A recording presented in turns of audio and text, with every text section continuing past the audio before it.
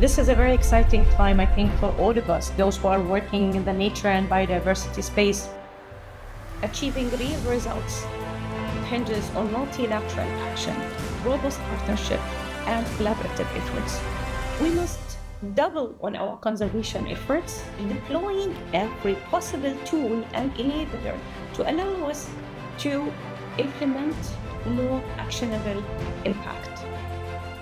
Today, we invite all of you to engage in this conversation. We want this to be, as the Mejlis is, an open, honest dialogue where we put our minds together to design collaborative solutions.